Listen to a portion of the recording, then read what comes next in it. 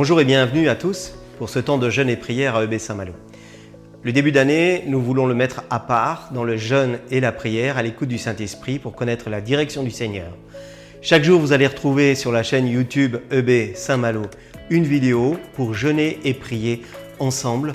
On compte sur vous. Faites-nous retour aussi des pensées du Seigneur et de ce que le Saint-Esprit vous aura mis sur votre cœur. Bon temps de jeûne et de prière. Je ne sais pas comment m'en sortir avec ce plan-là. Je ne sais jamais dans quel sens prendre les cartes. Maintenant, il va bien falloir que je trouve ma route. Donc une carte, ça se met normalement vers le nord. Béni soit celui qui a découvert le nord pour nous donner un axe. Bon, je vais replier ma carte. Maintenant que je sais à peu près dans quel sens la lire, et donc du coup, je vais retrouver ma route. Ah oui, c'est vrai, bonjour à vous. Je plie ça, je suis avec vous. Souvent, je m'interroge sur la direction que nos vies doivent prendre, et on perd, parfois, c'est une expression qui dit on perd le nord. Et c'est vrai qu'il y a des fois où perdre le nord et ne plus savoir où s'y retrouver. Et quand on est dans notre propre vie et dans notre cheminement, on a besoin d'avoir un axe de vie, quelque chose qui nous ramène toujours vers le nord. Et une fois qu'on a trouvé le nord, on peut se diriger et on peut trouver notre route. Et dans le psaume 25, David était aussi, parfois il ne connaissait pas encore le nord magnétique, je pense à cette époque-là. Je pense souvent aux marins qui se dirigeaient d'après les étoiles. Heureusement, ils avaient découvert cette étoile qui était immuable et qui ne bouge jamais et sur lequel l'axe de la terre tourne, pour pouvoir toujours retrouver sa route. Et David dit au psaume 25, « Éternel, j'élève à toi mon âme, mon Dieu, en toi je me confie, que je ne sois pas couvert de honte. » Et c'est comme un axe pour moi, c'est comme un axe que la parole nous donne pour aller véritablement retrouver une direction en s'appuyant sur un axe qui ne bouge pas, c'est « J'élève à toi mon âme, mon Dieu, en toi je me confie ». Cet axe-là nous donne une mise en condition dans la prière et une condition pour se mettre en prière. Et j'aime ce passage qui suit, qu'il dit au verset 4 dans le psaume 25, « Éternel, fais-moi connaître tes voies et enseigne-moi tes sentiers. » Waouh!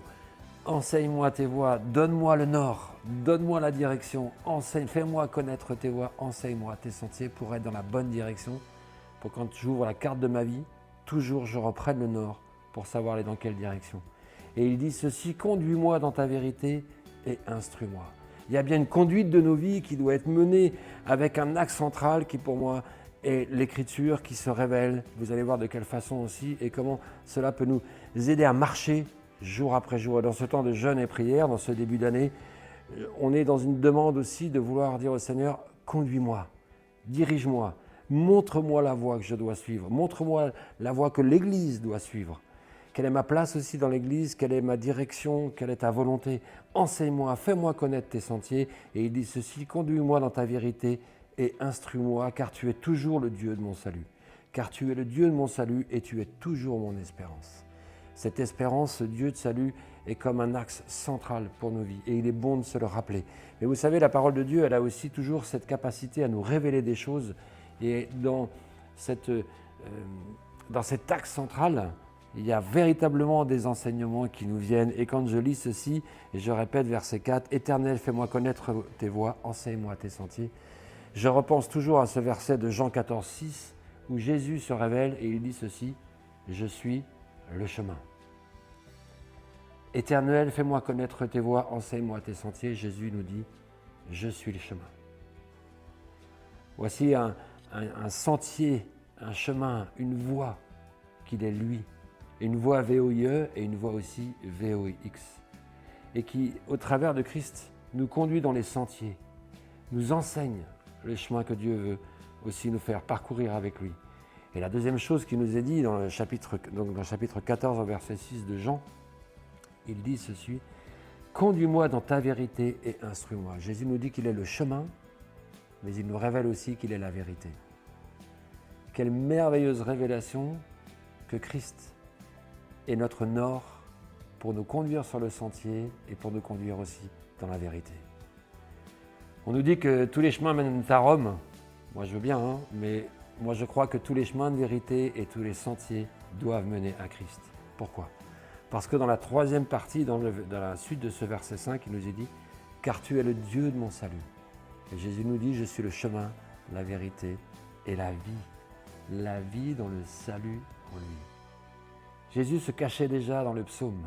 La révélation de Christ était déjà dans la révélation que David avait reçue en écrivant ce psaume. Il est tellement important de comprendre que l'axe de la vie, pour qu'elle mène sur des sentiers de vie, pour qu'elle nous conduise dans la vérité et nous mène au salut, ces choses se trouvent en Christ et se révèlent au travers de sa parole. Éternel, j'élève à toi mon âme. Merci Seigneur de pouvoir nous donner vraiment, dans ce temps de jeûne et prière, une mise en condition dans la prière, de se mettre, de demander au Seigneur, de lui exprimer, lui dire « J'élève à toi mon âme ». Je me tourne vers toi pour chercher le nord de ma vie, pour trouver un axe solide. Et c'est lui dire aussi dans le verset 2 « Mon Dieu, en toi je me confie, que je ne sois pas couvert de honte ». Seigneur, merci de pouvoir me confier en toi. Merci de pouvoir confier ton Église, tous nos frères et sœurs, de nous conduire et de nous amener à élever notre âme pour encore recevoir la révélation. Merci de nous faire connaître tes voies, de nous enseigner tes sentiers et de nous rappeler que tu es toujours le Dieu de notre salut.